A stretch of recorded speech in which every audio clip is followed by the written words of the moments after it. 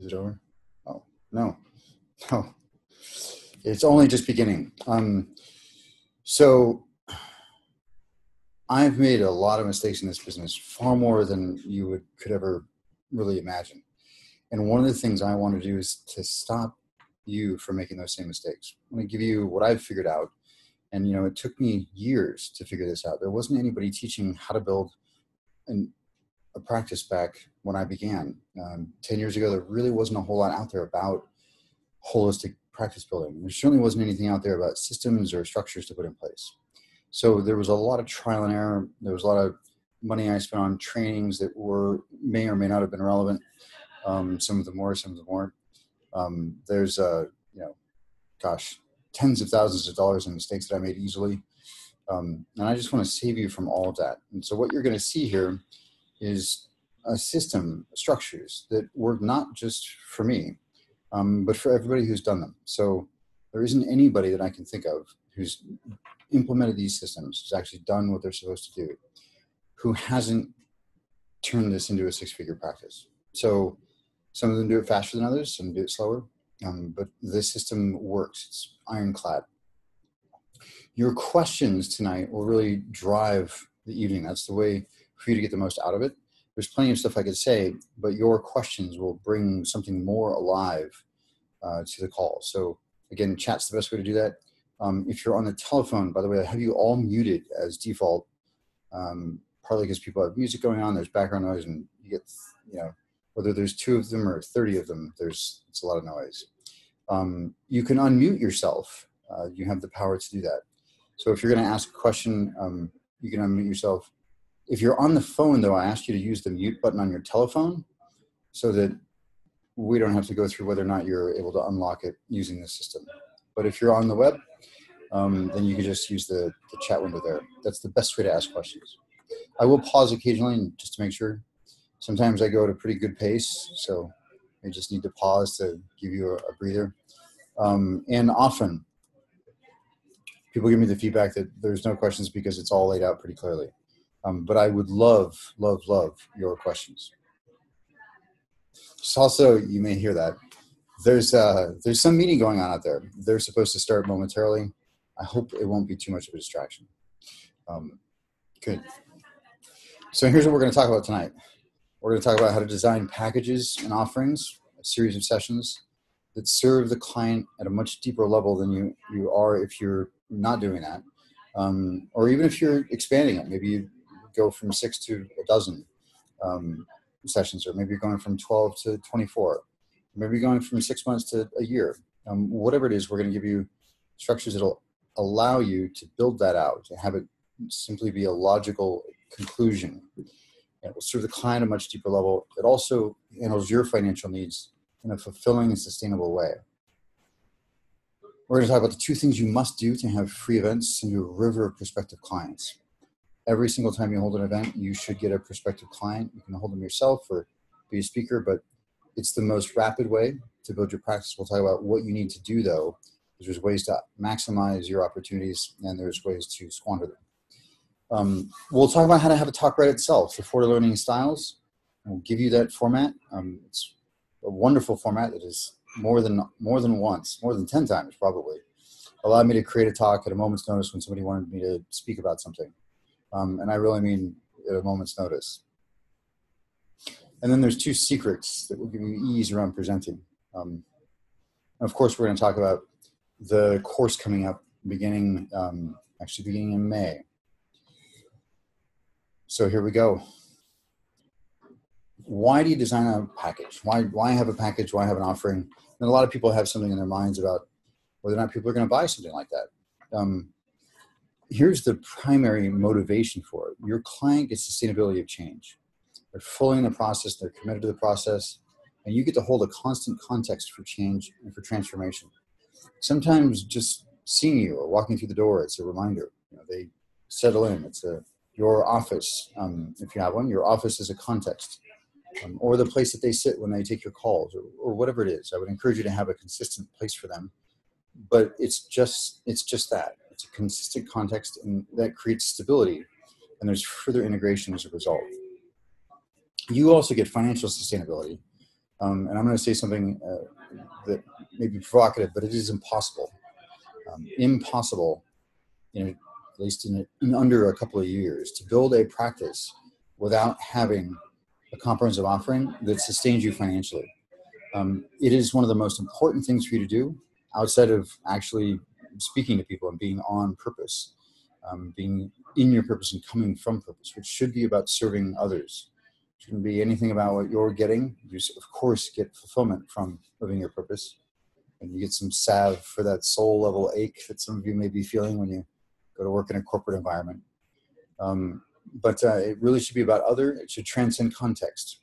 Tonight we're not going to get into this, purpose too much, other than what I just said.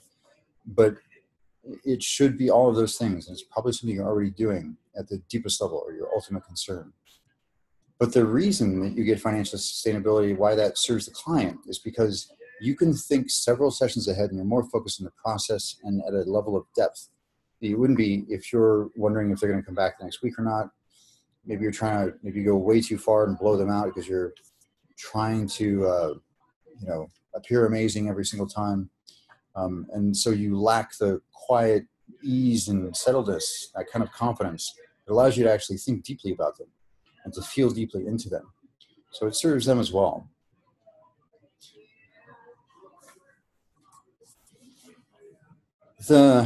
I've found, by the way, that this is the most confronting thing for people, believe it or not. There's stuff around money and spirituality, and there's stuff about sales, and we've all been through that at some point. But designing an offering it's so confronting for people. It's so confronting that we're spending an entire weekend on it. Just that, to make sure that you have your 3 or 6 month package down. It'll depend on your level of, depend on how much of a veteran you are, how many different modalities you've studied, how much you can put in there. But here's the basic structures. You want it to have stages or phases. I recommend 3, by the way. It's just easier for people to think about 3. I know somebody who's, they've got a 7 or 11 stage program and nobody cares. They start to blur out after 3. 3 is a good solid number that they can get their heads around. They understand. You can easily explain. Will there be subsets to it? Of course, the more depth of knowledge you have around what it is that you're offering, the more you'll understand those subtle stages. But that doesn't need to really be communicated to the client. This is dual purpose here. One part of it is just a piece of marketing. But as they get to see that you have a framework, you have a structure, and you know what you're doing. There's a beginning, middle, and end. It should be 3 to 6 months. The numbers work out, and if you saw the recording from the last call, we worked out why it's 108,000 a year and how you get there. It's really simple, but it requires 6-month agreements, which means 24 sessions, and it requires signing 2.5 of those a month, every month. And it presupposes that you're at $150 an hour, which is at least in the Bay Area, beginning rate for people who have got any skill at all in terms of holistic anything, really. There's some, maybe acupuncture, maybe a little bit less expensive, but certainly anything in coaching, certainly anything around healing, sexual or traumatic or whatever it may be, that's a good beginning rate. So you may have to adjust it for wherever you're at. I talked to somebody in rural Canada, and they were charging 75 American dollars an hour, and that was considered exorbitant. So you may have to adjust it for your locale. But in any major metropolitan area, I would say in the West, then you're gonna pay about that much or more. I actually don't think anyone's competent until they're charging at least $200 an hour. That's my personal thing. And they have to have been trained in at least 3 different modalities. But other people they're just looking for something really specific. This is a little bit geeky, but they're holarchically arranged. So each stage should transcend but include or require the previous stage. So it's logical. It really is a logical progression. Let's say you're a dating coach or helping people with relationships, and they come to you and they say, I want a new relationship. And they're still angry and bitter about the old one. Maybe they're even still in grief about losing the last one. You wouldn't send them out to go dating. I hope not. You would first have them get clear about the resentments, clear of the resentments, and get clear, where they could take responsibility and what they needed to learn, what qualities or characteristics they were looking for in a partner, all that stuff, and what didn't work in the past, what they need in addition in the future. There's a whole bunch of stuff around just making sure that they're clean as they go out into the world to try to build something new. Clearing the foundation, or getting rid of the termites, or however you want to think about it, or laying the foundation. I like to think of it as cleaning them out, it's cleaning the vessel so that they move with greater velocity. It's like a high velocity vehicle, but it's been slowed down by a bunch of stuff. You got to scrape that off. So, and then of course, what do they do next? Well, next once they find somebody, then they need to learn how to structure and how to negotiate, navigate different preferences and things of that nature in ways that are constructive and empowering and kind. But you wouldn't teach them that first, right? That would be weird to go, okay, well, here's how you negotiate what you want, and then have them go out and date, and then have them clear resentments. Like the other direction doesn't work. So once you begin to understand, and these progressions are everywhere. Sentences contain words which contain letters, but not the other way around. So there's a direction, and one direction it works, and it's ever expanding, and the other it doesn't. So without further ado on the stage things, I'm going to give you some examples, ways to think about it that hopefully should flesh this out for you. Here's one: unconscious to conscious to superconscious, from instinct to intellect to intuition, from vengeance to justice to grace. And if you're on the web, you can see these diagrams. If you're not, you'll look for the video later this weekend. Egocentric to ethnocentric or nationalistic, or gender-centric to world-centric. Body to mind to spirit. And here's a chiropractic example. I'd like to use a good practical example. Most people have at least attempted chiropractic. They've tried it. And they have 3 stages as well, 3 phases as well. First, they want to get you out of pain. That's the acute treatment. And in that period of time, if you've been, maybe they want you to go 3 times a week for a couple of weeks until you're out of pain, or maybe it's just 3 times the first week. And then they want to increase your mobility in the second phase, and really get you moving again, get you balanced again, get all of your structurally sound again. And then, that's once a week you come to visit.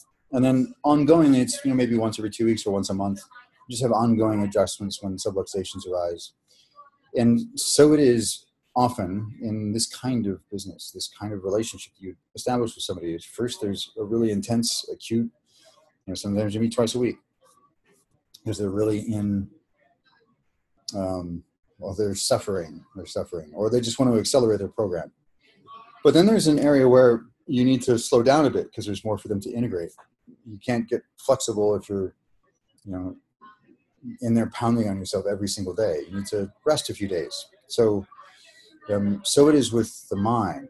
And one of the things I like to stress is that navigating your interiors, which is what all clients, no matter which modality you're using, they're learning that, whether it's being more aware of their internal sensations, if it's something around health, noticing where they get touched and how that feels to them, and just developing that body awareness, or whether it's noticing when they have an interpretation and then they make that mean something, and that creates an emotional atmosphere for them, or whether it's taking on someone's perceptual position and actually experiencing true empathy, separate from projection, which is what most people have collapsed with empathy. This is how I would have felt, rather than this is how you felt, and that you actually feeling that. So those are all physical skills. Communication skills are physical skills. And we wouldn't think that we could go to the chiropractor once and transform our posture, or that we could go to a trainer once and transform our physical body. And yet sometimes we think that we can go to one 3-day weekend and transform our lives permanently. At least that's what we're told. Of course, that's not really true. It's not really true. What's true is you can transform your perspectives about what's possible for you. You can certainly do some change work. You can shatter a belief or resolve an event from the past so that it's completely clear. There's no more fear from that event or traumatic responses. But to transform your whole life, to build your business, to be coming from a new stage in terms of your emotional responses, meaning across context, not just in one context. Yeah, that takes time. It takes practice. It takes doing the unconscious mind work, and as well as learning to navigate your interiors, learning to have facility within yourself. So the question was asked, how do you sell this? Right? Like, aren't people going to be more reluctant to sign up? The truth is no. In fact, when I decided to only do a 6-month program, this was several years ago, 8 or some odd years ago, maybe 9, I decided this is all I'm going to do. And because I had the experience so much of doing less than that, it really didn't serve the client. Like, they ended up not quite getting what I knew they needed. Now, if that was aligned with what they wanted, they said they wanted, which is different, then I pushed for it for them because it's their outcome. But if they didn't want it, I can't have them. They simply won't do something that I want them to do because I understand it's for their own good, no matter how far in the future I can see for them. A great example of this is I had a client who she made great strides with us. With me, we did amazing work for her in her life. She truly evolved in significant ways. And then she got a little bit high on that. She sent me an email and said, I have 6 sessions left. You can keep the money. I don't need them anymore. This is amazing. And this was pretty sustained. Now, I saw several things in there that I thought were seriously dangerous for her and her marriage. And I spoke to a couple of them, but I said, I think there's still things you need to work on. Here's what I think they are. And I think this may cause some trouble down the road. A year later, she was getting a divorce, and I happened to know her husband, and I asked what had happened, and it was those very things. One of those times I absolutely hated to be right. Actually, I usually prefer to be wrong because then I learn something. It's just, and I felt like I had let her down in a way because I did send her an email saying, here's what I saw, and then she said, well, yeah, but I want to spend more time with my children. I said, okay. I didn't speak to everything that I saw. Now, sometimes that's appropriate. Sometimes you want to bring it back, but all you got to do is tell people all of that before they sign the agreement. You just, really the essence of selling something to somebody, meaning offering them something and by the way, when we get into sales the next time, one of the principles is that you're not selling your services. And you're not. And they're not buying your services either. They're buying a solution. They're buying what their outcomes make possible for them. That's what they're buying. And when you have that focus, and by the way, I've had people, when they're in session with me and they're thinking about whether or not to sign, they say something about my services or actually, that's not what you're buying, though. That's not what you're buying. And I just tell them the truth, what they're buying. I say, what would these outcomes make possible for you? And they say that. They say something like, I'll finally be living fully, or I'll finally be happy, or things that are always priceless, which is why we don't ask what that's worth, because priceless is a trance, and it's kind of a cheesy sales question. But we can ask what it makes possible, and that is what they're buying. So all you need to do is tell them the truth. Just say, like, I only work in this kind of structure, and here's why, and just tell them. In your experience, it's the way for them to get the pervasive change that they need. Often, I've seen practitioners try to cut it short because the client has financial concerns, which sometimes are real. Most often they're not, by the way. In fact, the ones that manage money really well, they're always, quote, broke because they've compartmentalized money and stashed away here and here in this account and that account. And I've had lots of people, the number in the dozens, who said, I don't think I can afford your services, before they know how much they cost. And then they say, well, I really need to know. And I tell them why. I won't talk about it because if I told them, it wouldn't matter what the number was. They have no idea what they're actually buying it until the end of the exploratory session, when we lay out what their outcomes are. It would be irresponsible of me. And I just tell them that. You'll start to compare things and it actually won't be accurate. And then I'd be doing you a disservice. And so it is with the kind of package that you're selling. You simply say, I don't work any other way. And if you think about it, 6 months, once a week is only $20 4 hours, 26 hours. It's barely a day. That's not much time. So when you think about it that way, it's a little bit different as well. But all you need to do is tell them the truth, that they can't get their outcomes in your estimation. And you'll get better and better at pinpointing, by the way, how long things will take as you progress. But in your estimation, there's no way they can do it in less than X amount of days or X amount of time, X amount of weeks or months. You just have to tell them the truth and be clear about it, and not be swayed by their concerns about money. It's somebody once said that the biggest mistake you can make is to buy into your clients' crap, like their complaints or their stories about themselves or limitations. You want to be compassionate, you want to be empathetic, but you also want to have them realize how silly they're being. And it starts there. It starts in the end of that exploratory session. You just tell the truth, though. You can use the chiropractic metaphor. You wouldn't go to a chiropractor once. You wouldn't go to a trainer once and get in shape. You go to them ongoingly, and you need them less and less. And you certainly need me less and less. I hope to make myself obsolete, but this is what will work. And remember that you're the authority here, not like you're telling them what to do, but they came to you because there's an area of their life that they don't know how to handle. And if you let them tell you how to handle it for them, and they can tell you what they prefer in styles, and you certainly better have the flexibility to adjust to whatever kind of style they want. Communication preferences, if they express something that they need from you, you better deliver that thing. Just thank them for the feedback. I had a client recently. I was eating peanuts on our video call, right? And we're having a great session. She was asking me some stuff about easy to answer stuff. It wasn't about her interiors. It was about the web. And so I was just firing off a bunch of answers and resources for her. And afterwards, she sent me an email that night, just tearing me a new one for being unprofessional, for eating nuts when I was on the call. Now, I could respond in lots of ways to that. I chose to thank her and told her it would never happen again, and thank you for expressing your preferences. That is it. That's the only appropriate response. I have it. Now, could I have gone into how just being bothered by that and she's creating her own misery? And of course I could have. And that would have been silly. It's ignoring her preferences, which is kind of rude. It certainly has an impact on the relationship. But also, it's not that important to me. I don't care. I don't care. And there will be another opportunity for me to make that point. It will only have me involved in it, which will muddy the waters. So you want to, as much as possible. One of the reasons I've had, I don't think I've had any, maybe one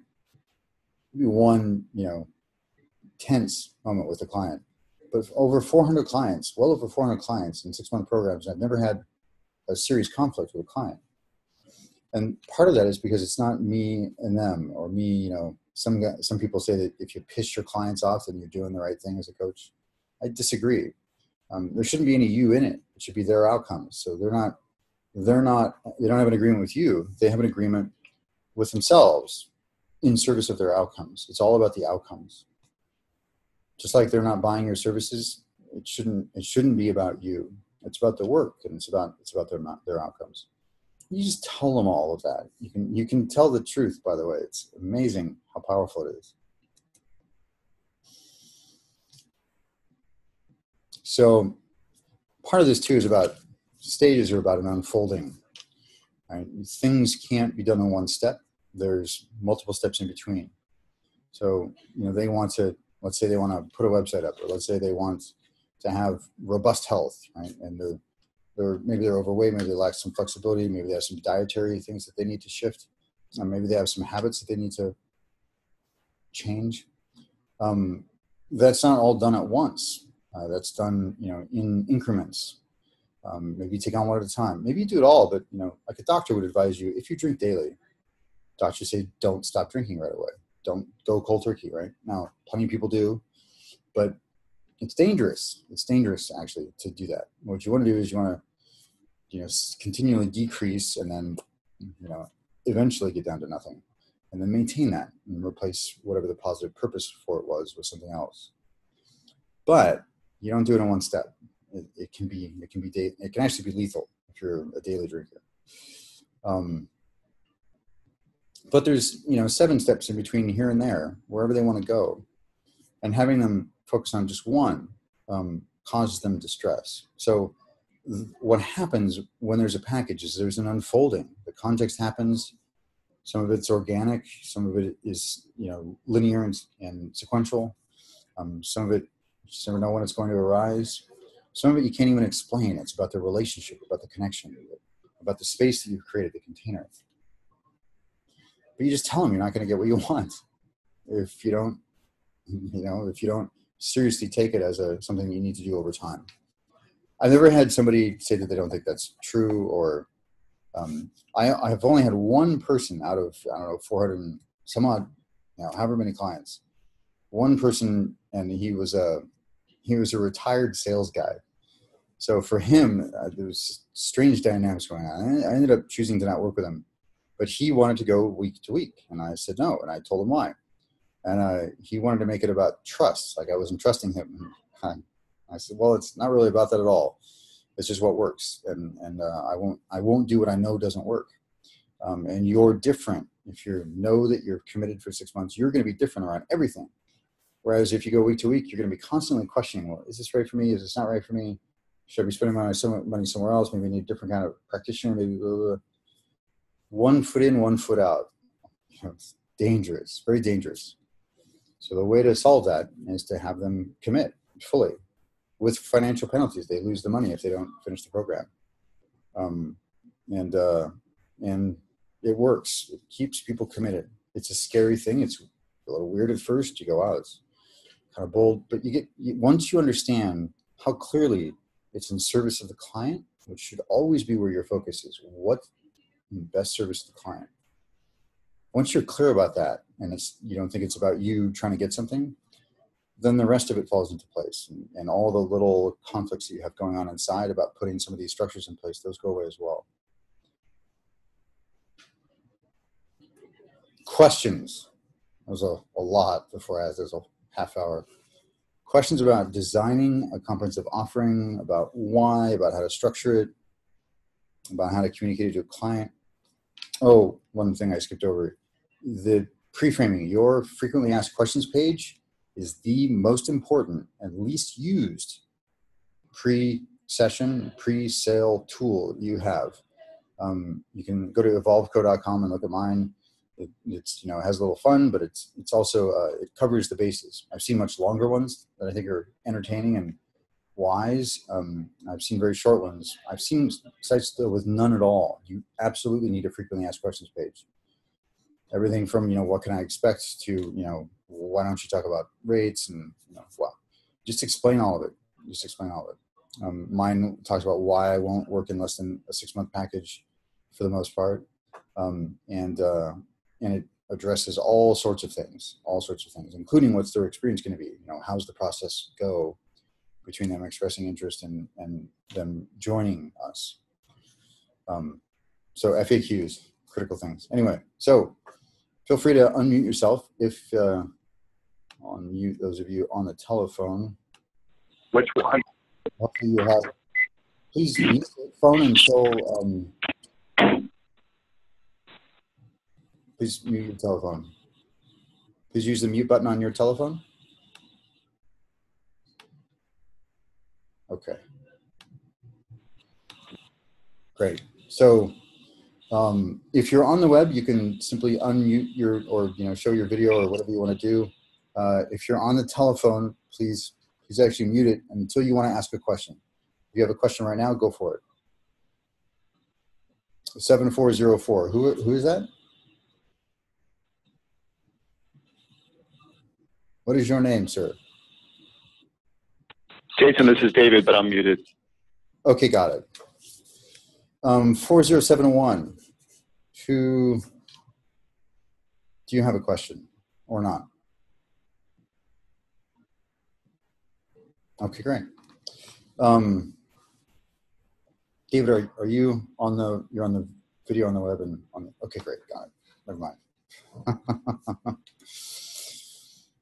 Any questions, any comments, observations, things you noticed, things you learned, things that are challenging, provocative for you?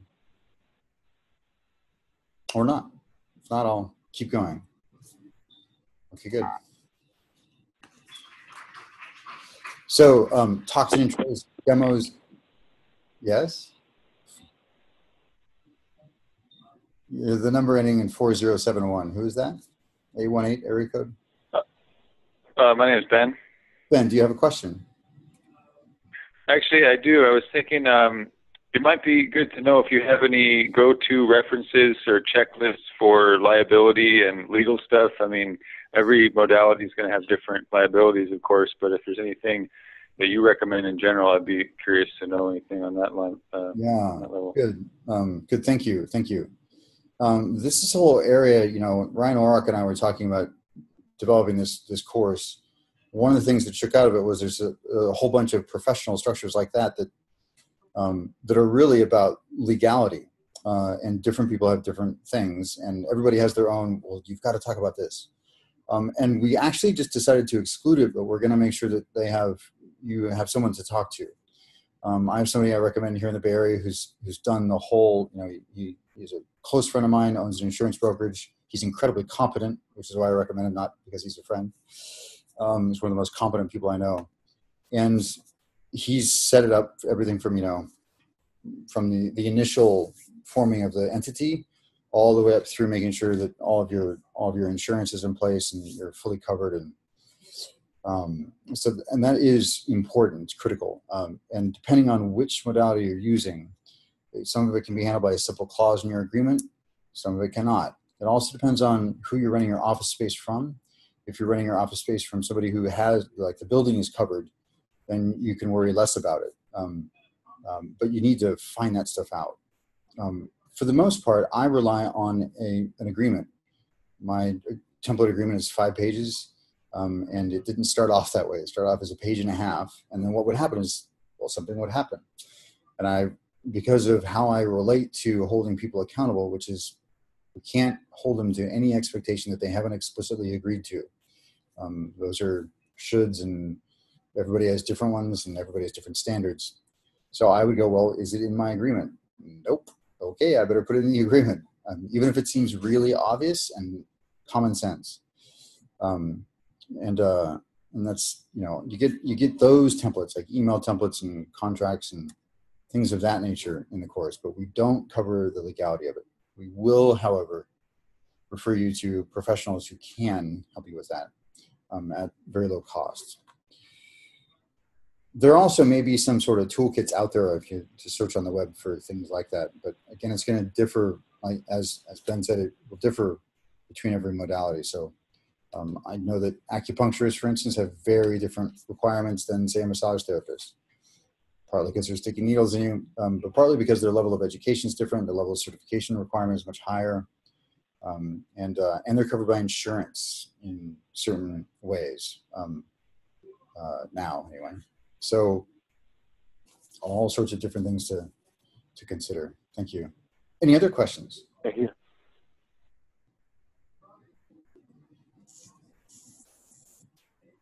Going once? Going twice? I actually have a question. Hello?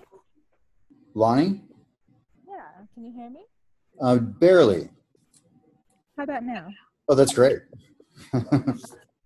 So my question is, what do you generally tend to do to first meet with a client to sell the package when you're still trying to demonstrate your skills and ability to make sure that what meets their needs? Yes, yes. So we'll get into this in detail in the next, well, not the next webinar, but in the sales webinar. There will be a troubleshoot your practice one in between there, but the next one, which delivers content like this, we're going to talk about how to, step one, here's the email you write, step two, but very quickly. The first step is you just have an initial conversation with them, 15 minutes or 20 minutes to make sure that you can help them with what they want or what's going on for them. It's sort of an initial filter. You're also looking to see just, how do you feel about the person? How do you intuitively feel? Are they okay? Are they not okay? Do they want to do something weird? Do they want I haven't gotten this phone call in years, but I used to have people, say, "Hey, can you, from the pickup artist community," which is just a terrible thing, total misuse of unconscious communication technologies. And I'd say, no, I won't help you with that. I won't tell you who will, and it's a misuse of the technology. I would just say all of that. But I haven't had one of those calls in a long time. But now, it really is it in your area of expertise? And second, can you help them? And second, do you want to help them? And really, even, do you like them?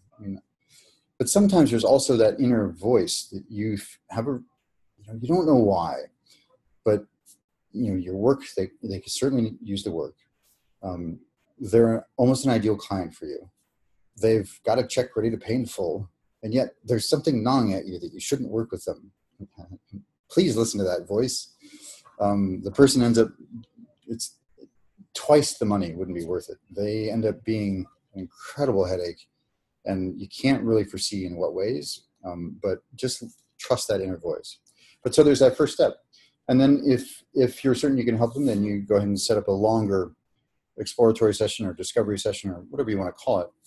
And the centerpiece of that session is, what do they want? What would their evidence be? What would they be seeing, feeling, hearing, doing, and experiencing that would prove to them that they had achieved that outcome? Later on, those become your metrics, by the way. So, and you tell them that, the reason I ask these questions so thoroughly is because this is what we're assessing our level of success by. And you want to check in with that 2/3 of the way through. So if you've done that, the first half of and I did one today for 3.5 hours. It's never gone that long, but usually they're about 2. Sometimes they've gone as long as 2.5 hours. 3.5 hour thing is an outlier, I believe. Hopefully, but you spend about an hour asking them what they want and what's been getting in the way. What's been getting in the way? And usually the stuff that's been getting in the way, that's what you handle first.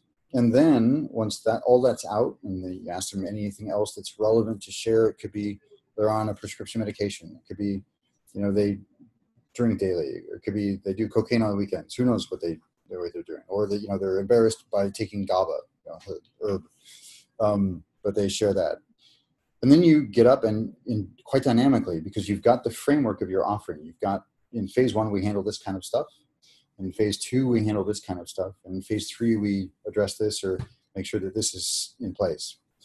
And you pull from everything that they shared, and you essentially plug it into the framework where you are going to handle it. You don't demonstrate your skill. You don't give them an experience. You don't give them free coaching. You don't give them a free adjustment. You don't give them anything. Why? Because what then happens is they will be assessing based on 1% of what you have to bring to them. They're going to assess whether or not they want to work with you based on that 1%. And that's a grave error on their part, but one that you've enabled by demonstrating something, anything. Unless there's some way for you to demonstrate everything that you can be for them in one, in one experience. I did once out of 400 some odd, I did once actually take somebody through a process and cleaned out something from a previous relationship of theirs. Here's why. They'd been ripped off by about 3 people before me, and they'd gotten nothing out of it.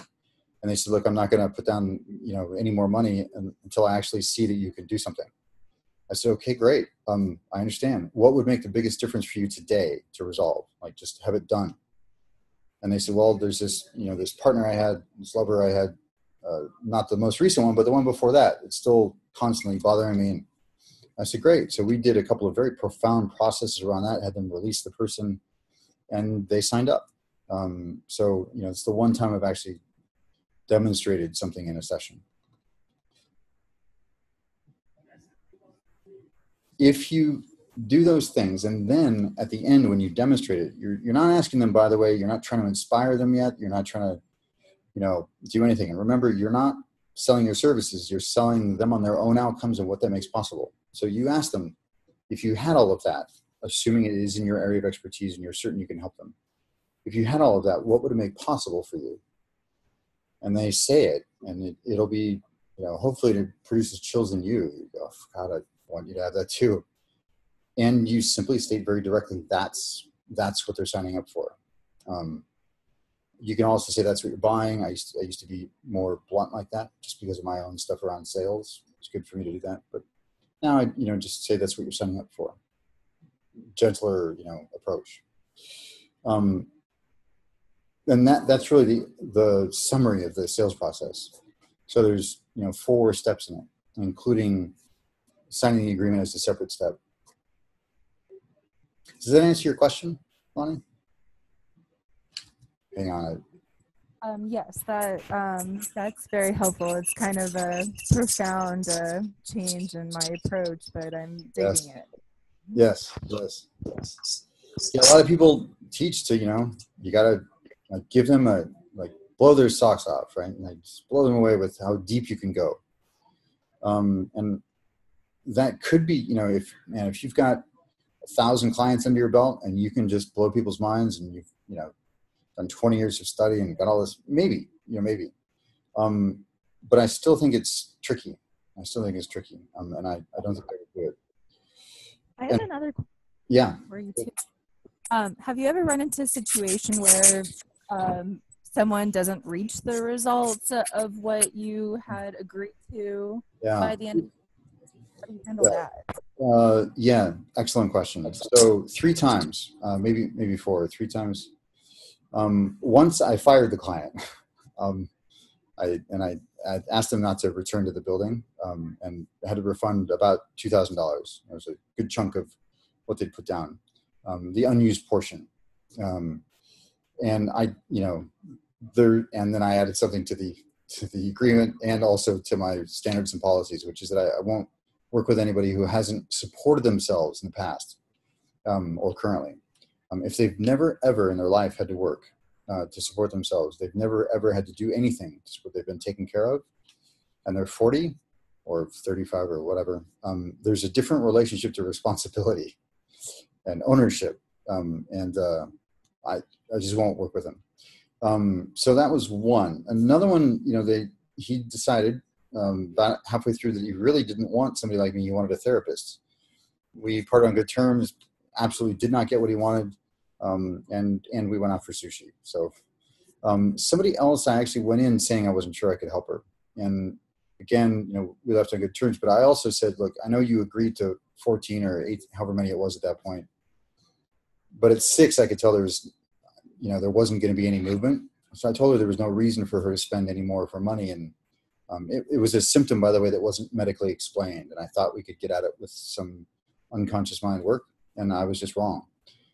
Thankfully, I went into it telling her that I couldn't guarantee results and wasn't sure.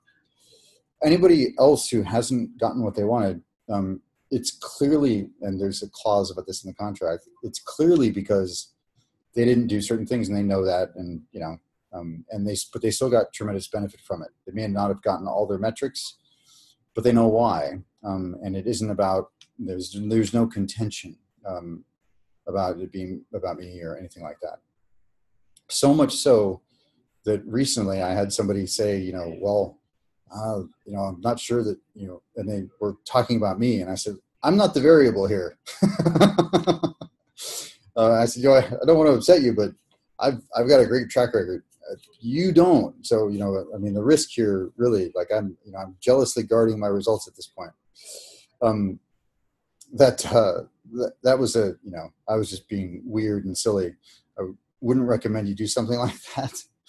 But and it was true. It was true. There wasn't, and it's called a D-frame, by the way, and you only can do it with a lot of rapport, and it's really the last advisable way to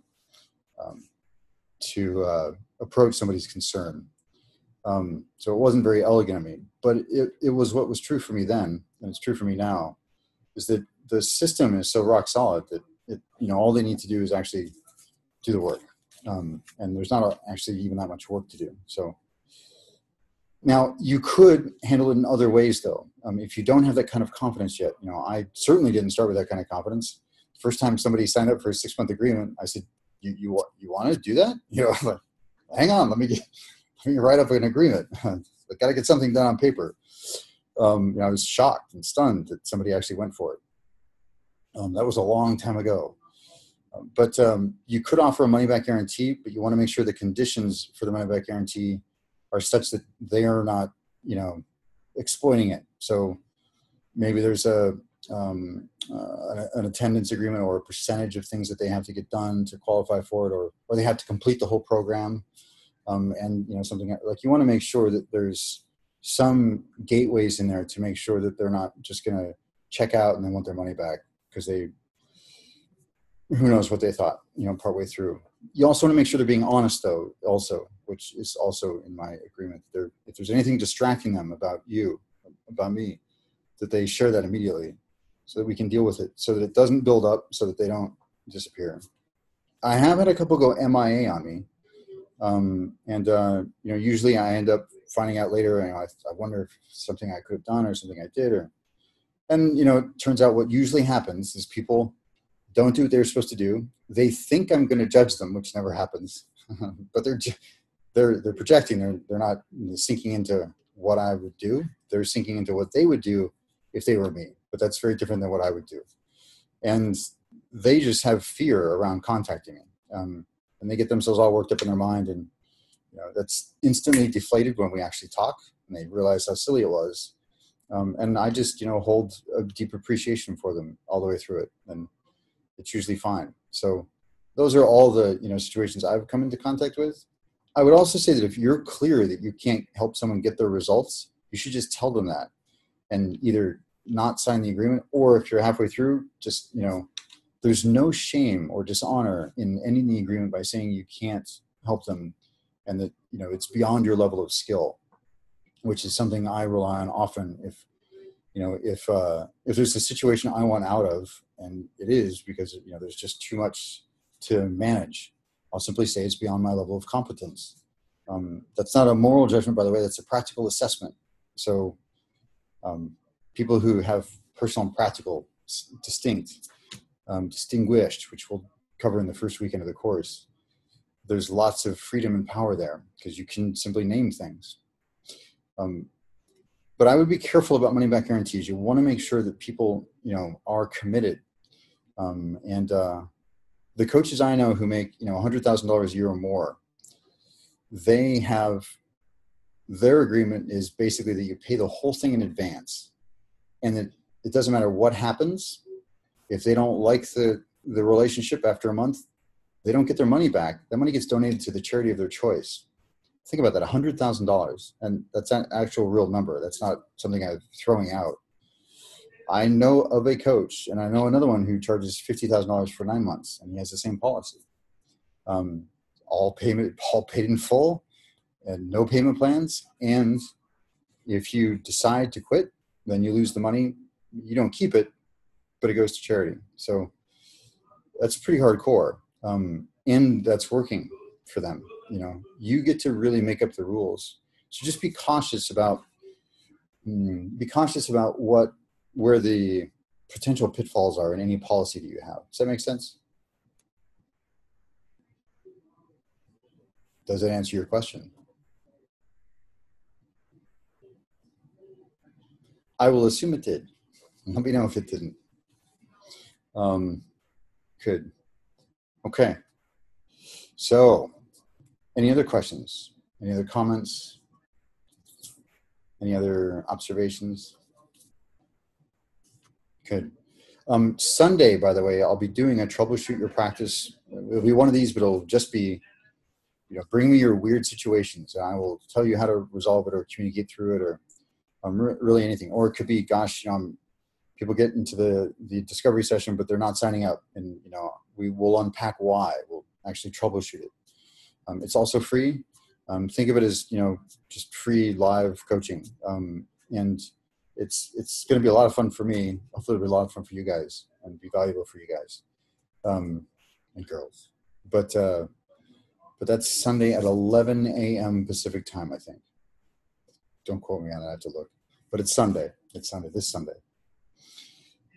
If there's no other questions, I'm going to move along with what you must do in these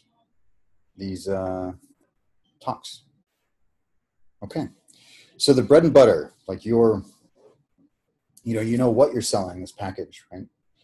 But Who do you sell it to? How do you find those people?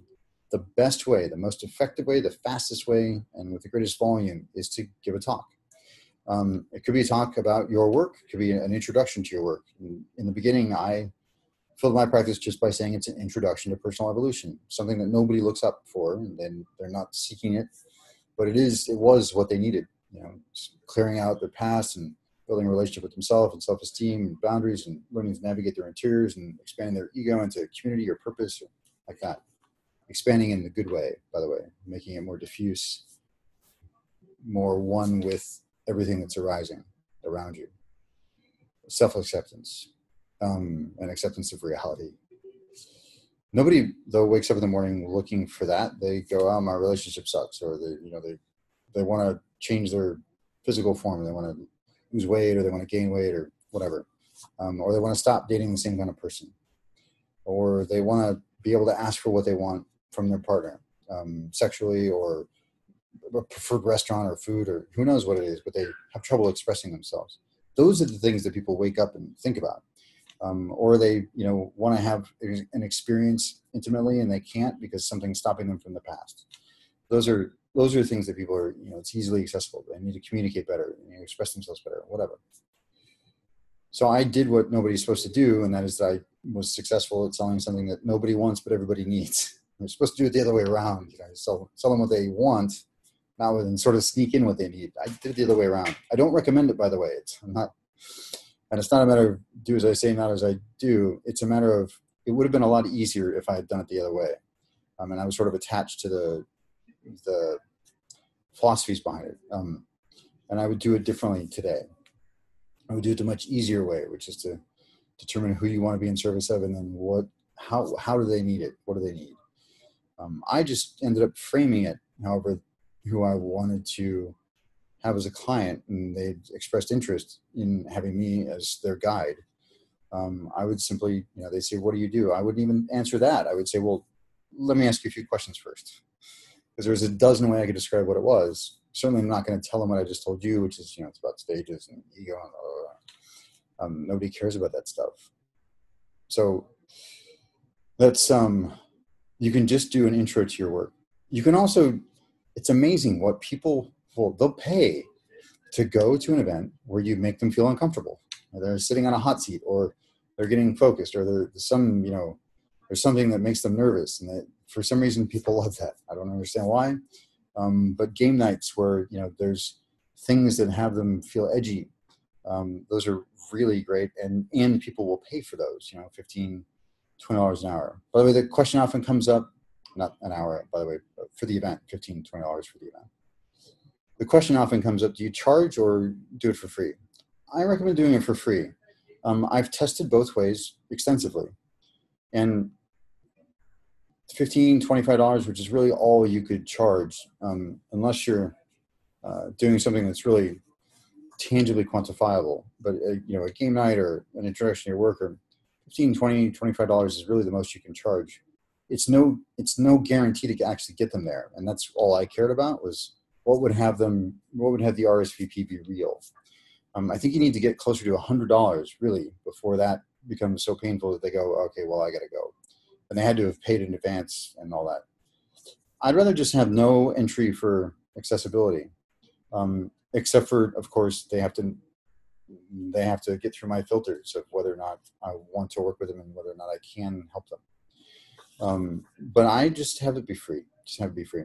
People ask me to do a training, and for the most part, if I come in and the whole audience are prospective clients, I don't want to charge them anything. I said, I'll do it for free as long as I can do these two things. And what are those two things? Well, they're things that you have to do to make these events turn into actually sending you a river of prospective clients. And the first is you have to pre-frame why you're there. You want to say at the very beginning, you're there for two reasons. One is to serve them, to contribute to them, to improve their lives in some way, such that they're changed for the better, whether you ever see each other again or not.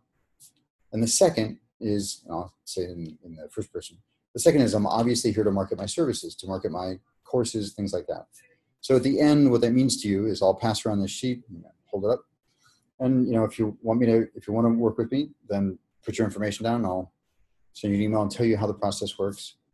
If you don't, then don't give me your information, And then you wait until the end, and at the end you go, okay, remember that thing I talked about, and you pass it around.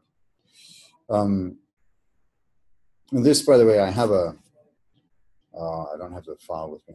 I had a former client send me. He just went to a festival, and he was a speaker for an hour at one of these weekend festivals. And he's also going to be speaking at Lightning in a Bottle, which some of you may be familiar with, some of you may not be. But it's a weekend festival, and there's personal development, and there's spirituality, and there's music, and there's partying, and all sorts of different contexts that you can play in. And he sent me a photograph of 3 sheets of prospective clients. There must have been at least 30 prospective clients there from one talk, 1 hour he spent, and he had a blast. And just prospects just rolled in, and then all you need to do is plug them into the sales system, send them that first email that you get a template for, and away you go. Away you go. Yeah, he's doing great. He did everything I suggested. Mostly. There's some slush. You can certainly do a few things and still get away with it. But it's really great to see somebody quit their job. It's really great. I want all of you to be able to do that. If you're on this call and you're on that fence of whether or not you're going to be able to quit your job, or whether or not you actually need to go get a job, maybe if the coaching's not working, or the holistic practice is never going to make any money, then you're in the right place. And I want to see all of you free from that. I had this client I just signed, and we don't know what he's going to offer yet, but he went to this conference, and they were selling these health certifications, and they were very blunt about the fact that they weren't going to be able to make a living from it. They said, well, we do a little business thing, but really, this isn't for making a living. And yet it was a comprehensive health certification. And it was so sad. I just shook my head. They don't understand the business side of it. I get it. But to tell people that they can't make money at it because you don't know how, that's a very different thing. But this is all you need to do, by the way. You can have the rest of all you need to do is that and deliver value. Now, you never know what's going to be valuable for people. You should just give them everything that you have in that context. Sometimes the smallest comment will be the thing they found the most value from. But you just need to pre-frame the interest sheet and pass it around at the end. And in the middle, don't be pitching, don't be selling. You can occasionally seed it. You can say, SEED. You can say, when I work with clients, or just so people are aware that you work one-on-one with people. But you only want to do that in the context of providing an example also. And you've seen me do that already. Those are things that you want to blend in. And you want to do it, you want to get so natural that you don't even notice that you're doing it. I was doing some consulting for a personal development organization, and they said, we've noticed the way you do this. I think that's really great. And I go, I wasn't even aware that I was doing it. And they go, oh, I don't know about that. I said, well, maybe I was at some point, but now it's just part of the way I communicate. And you want that to happen over time. That's all you need to do, though, to make these intros work. You can fall flat on your face during the presentation, and you might get some prospects just because they understand how difficult it is to speak publicly, and they empathize with that. They wouldn't want to be up there. They're glad they're in the audience. Right? Likewise, you can be polished and perfect, and nobody will trust you. So it's actually good to have a little bit of offness in you, a little bit of dork. Really, all you just need to do is be yourself. Be yourself. So that's it. Pre-frame the reasons for being there, deliver solid value. And part of the pre-frame, the bookend, 2 bookends, pre-frame the interest sheet and pass the interest sheet. But let's say you don't know how to give a talk. You're not sure, or you're confronted by it. And I'll try to go quickly. It's already been an hour, but we can spend about 15 more minutes. The 4 learning styles or types is the way you do this. And it's a format, it's a structure that, I'm missing a slide, that essentially runs through these 4. What you're going to talk about, why it's important or why they should care. how they do it, which will either be demo or steps or an exercise they do together or bullet points, 1, 2, 3, 4, etc. It could be any of those things. It could be something they do together. It could be something they do on their own, an assignment. But the how. And then finally, the fourth one is vision and possibility, or what it makes possible. And so it looks and sounds and feels something like this. And I'll just use the model to demonstrate the model. What we're going to talk about is these 4 learning types or styles. And why that's important to you, why you should care, is because it'll allow you to write a talk in any area in which you have knowledge very easily, very quickly. In fact, you won't even need an outline. You can just have these 4 things in your mind and cycle through them. And the way you do that is you cycle through these 4, what, why, how, and what if, which is, and you explain it as I did. And just imagine how much easier it's going to be when you know that you've got this structure in your back pocket, so that no matter where you are, you can know what step in the 4 steps you're at, and you can get right back to it. You won't get caught up in text, or you won't have a relationship to the paper instead of a relationship to the audience. And that's what it makes possible, really just freedom and ease. So that's using the format to demonstrate the format. The interesting thing about that is that, people are generally resonant with one, or usually at least one of them. Some people are just information junkies. Tell them what? They're just, give me more. Some people, they go, yeah, but why should I care? And they're only motivated when you tell them why it's important or why they should care. And then some people immediately get that, but they just give me something hands-on. Let me practice with it. Just tell me how to do it. I get all that. Let me how to do it. And some people are only motivated or inspired by that visionary aspect to it, what it makes possible, how it expands them, what they can create with it. 2 things on that one aspect, by the way. If it's a boisterous room and they're having a lot of fun, you can simply ask them what they see as possible, or what do they think is possible, or how do they envision this working for them, benefiting them, and let the audience sort of offer stuff. If it's not, and you've tried all the little group tricks to get people to speak up, and it's just, for some reason, nobody's comfortable yet. It could be, they're all strangers, and they're, who knows? Could have been bad weather. We don't know. Could be you've got a stain on your shirt, and nobody wants to tell you. But you just lead them. So, just imagine, like I did. Just imagine. And I like to always begin it that way. Just imagine. And they'll immediately be imagining something. I'm going to tell you a secret, one of these, actually 2 secrets about speaking. First of all, I think it's hilarious that more people fear public speaking in America as a phobia than death. So there's public speaking, and then death, and then spiders. So public speaking is more scary than death for most people. I think that's funny. I used to be one of those people, by the way. There was only thing scarier than speaking in front of a group, and that was approaching an attractive woman. That was even worse. I would definitely die then. And here's the secrets. First of all, nobody knows how it's supposed to go but you. You're the only one with the outline. You're the only one who has a vision for how it's going to go. Unless you're being observed by a superior, somebody in authority over you, who has the power to make or break you or something, and doesn't intend to mentor you, then I could see being nervous, because you're being essentially assessed and there's consequences. But even then, the more you are yourself, that's a conscious mind thing. But just remember, nobody knows how it's supposed to go but you. The other thing is that often people misinterpret the sensations they're experiencing as stage fright or as anxiety, when it's often just a massive rush of adrenaline because you're about to go perform on stage and your body's just getting you ready. And so check it out. I've found that about 30-40% of the people I talk to, they go, gosh, you're right. It's actually not anxiety. It's actually, I'm just pumped. It's jittery, and it's, I'd like less of it, but it's not actually anxiety. And it's not actually stage fright. And they just have a thing that must be stage fright. When really it's their body appropriately preparing them for action. So those are the 2 secrets that will help you have some ease, and you'll have to remember them. You'll have to remind yourself.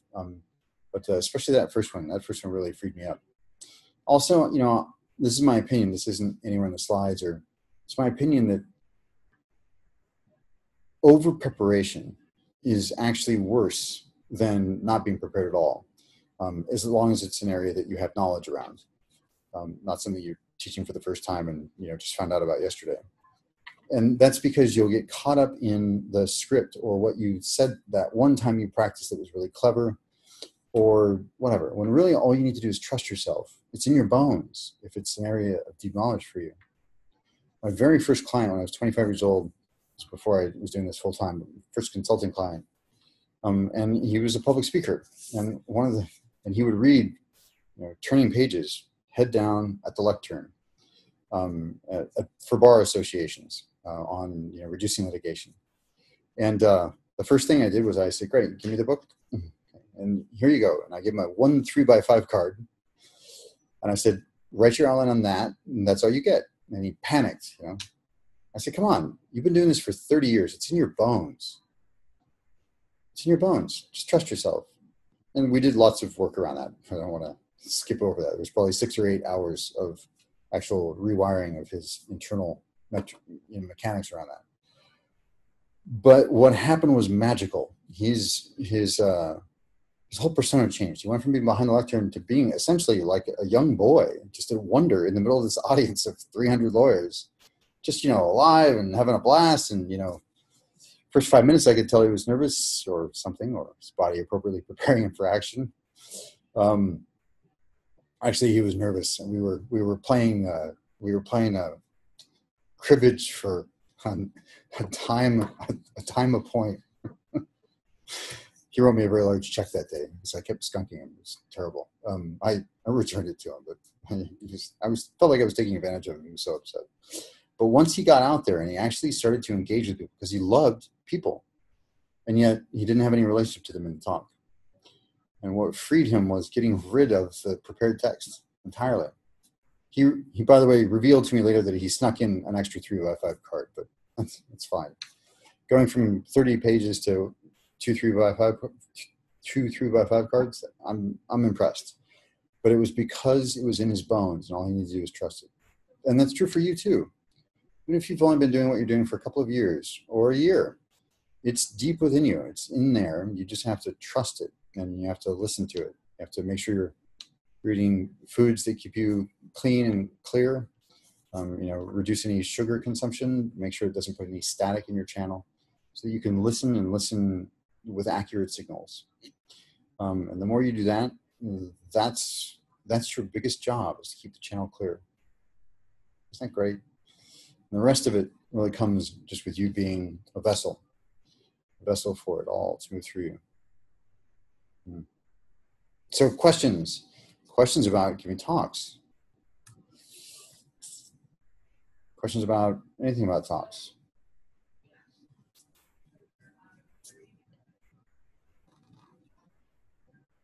By the way, there are plenty of organizations that need speakers. All I do is I make sure they're okay with me saying at the beginning that I'm also there to market my services, and at the end that I can pass around something to capture their information if they're interested. I won't speak for an organization that won't let me do that. At least not currently. I'm just not, I won't do that if they won't let me do that. Now, if I was speaking, or when I speak at TED, sure, I'm happy to simply walk in, do my 23 minutes and walk off. But if it's an intimate group, and it's not being televised or recorded or anything like that, for wider consumption, for wider broadcast, then you want to make sure that you have that agreement in place in advance. Okay. One more tip: you don't need business cards. You don't need flyers. In fact, flyers are a big waste of money. Probably the biggest waste of money.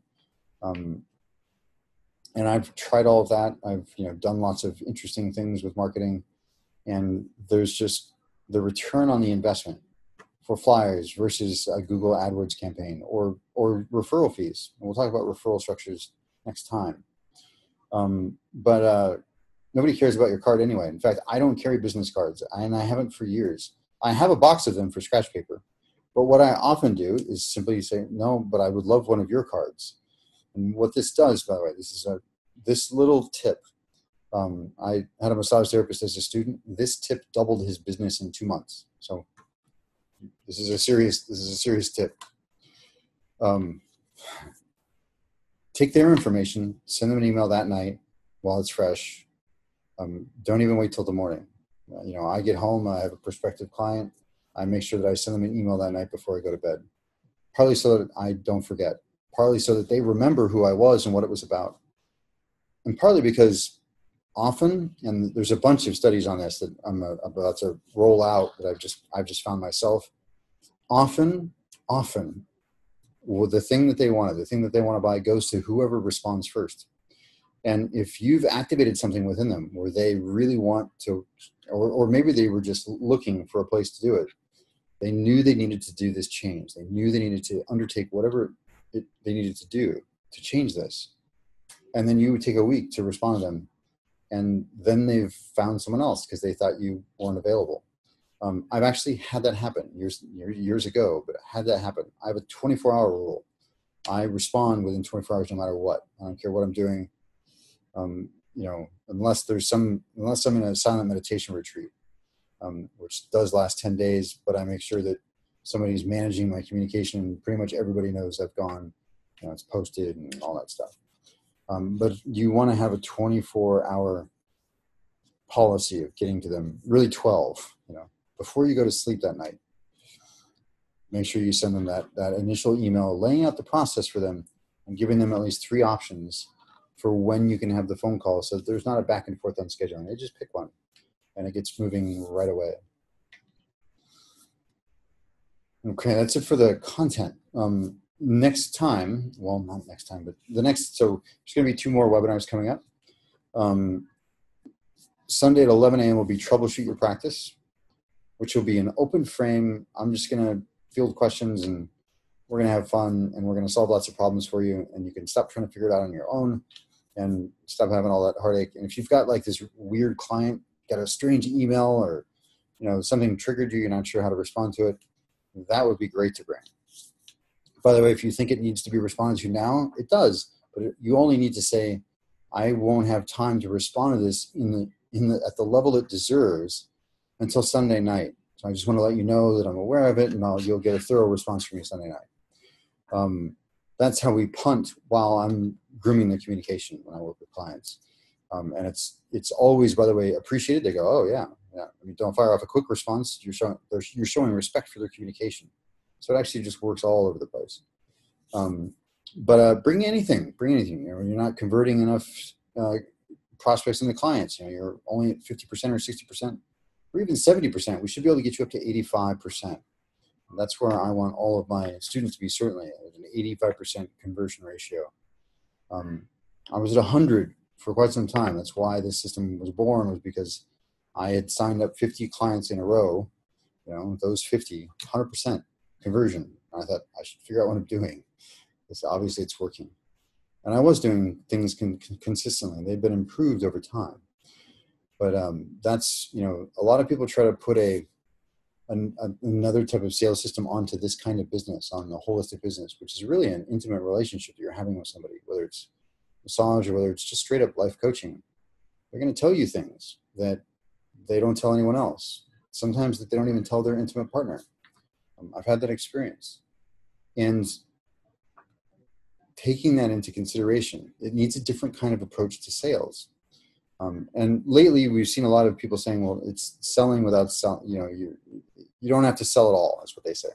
And I've even said, you can sell without, quote, selling.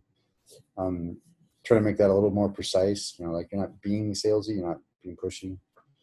But what we need is a sales system that comes from relationship. It's, you're not closing a deal. You're opening a relationship. You're also not selling your services, which is almost an adversarial thing. You're guiding them to sell themselves and their outcomes and what that makes possible in their life. That way, the only conflict they have is within themselves, and you can help them resolve that. And then you just need to demonstrate that you're competent. And you do that with a very matter-of-fact presentation. You don't try to anchor them into some sort of inspirational thing. You want to be really cautious about using hypnotic language in any sales process. You want to be really careful because you don't want buyer's remorse when anybody gives you a lot of money, or there's another context. You don't want buyers. You want them to remember why they made the choice. And for that, you want to be clear. And you need to embody the fact that the money is secondary. And it really is secondary in lots of ways. That's why we don't talk about it until the appropriate time.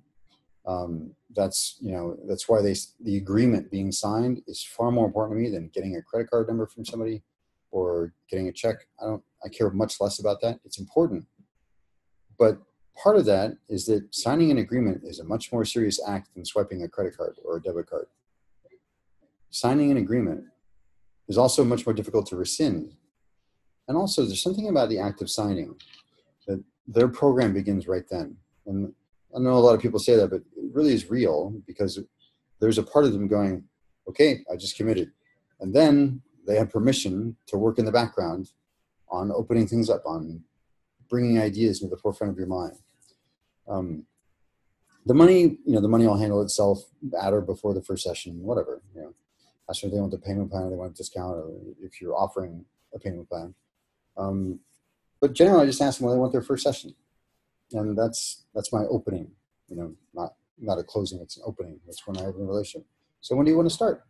That's all you need to say. That's all you need to say. You don't need to talk about money or say, so do you want to do it? Just ask them, presuppose. Now, if they don't want to start, if they have concerns, then believe me, they'll say, well, hang on. So you're not doing anything that would be overly influential. You're simply asking a question. If they don't want to schedule their first session, that's fine. You don't have a solid deal in place. But that's how you get to that. We're going to lay out the whole thing, templates, specific languaging, and process. So you have a system. You have a system that if you take it on, you can integrate your purpose and your prosperity.